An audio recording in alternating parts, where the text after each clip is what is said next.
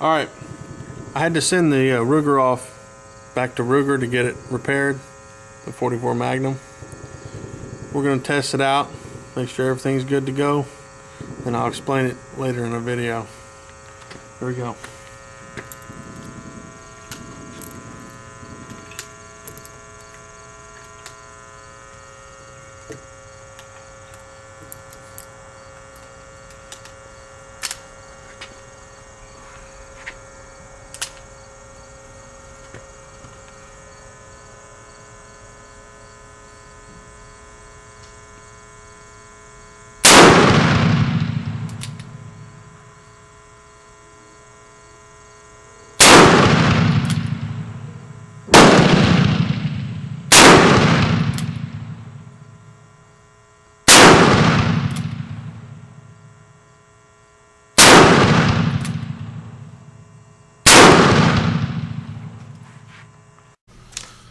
Hey, Mr. Badshot here.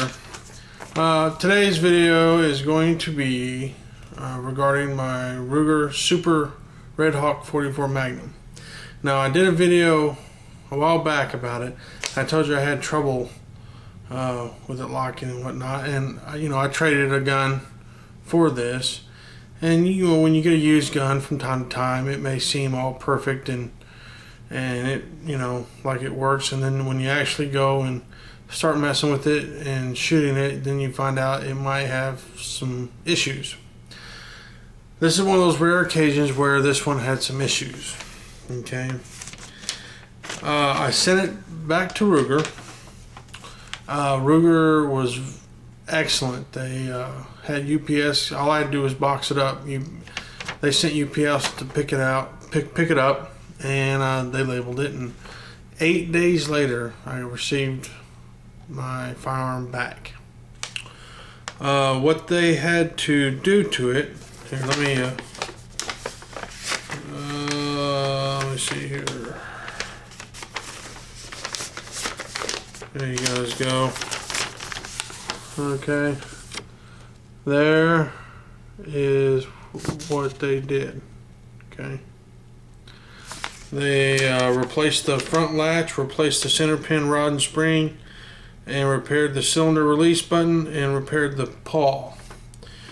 For those of you who don't know, the pawl is the little thing inside the frame of the gun, adjacent to the hammer. It's right here, in here, and it rotates the cylinder.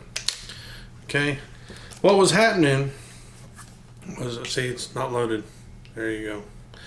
What was happening was every once in a while you would close it, okay, but it wouldn't close all the way.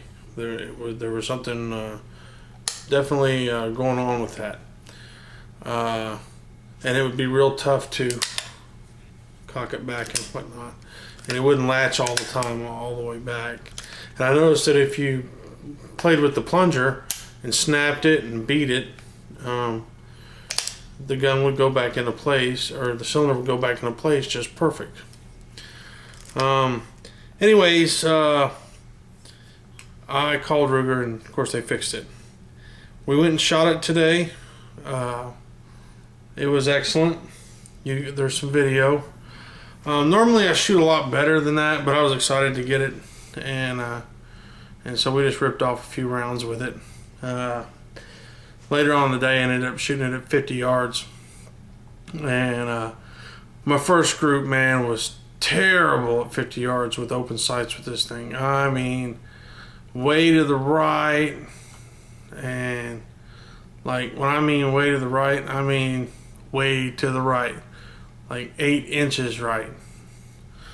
So we got that corrected. And with open sights at 50 yards on a 6-inch target, I put them in there, but they weren't as grouped as tight as I'd like, and I may end up putting a scope on the gun. I don't know yet. I like snap shooting with open sights, so I know I can adequately dispatch any kind of game within 50 yards or closer with this gun.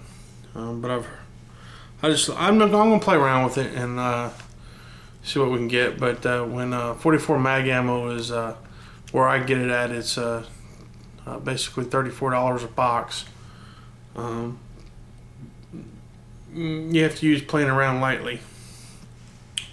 So anyways, here's the intimidation factor for those of you who missed that. There you go. Okay. It is stainless steel. It is 6-shot. It has the overmolded Ruger Hogue grip. Okay. I guessed that I don't know what exactly they retail for. Okay, I'm guessing it's around $700 or so. I didn't look it up. I guess I could have looked it up, but I didn't.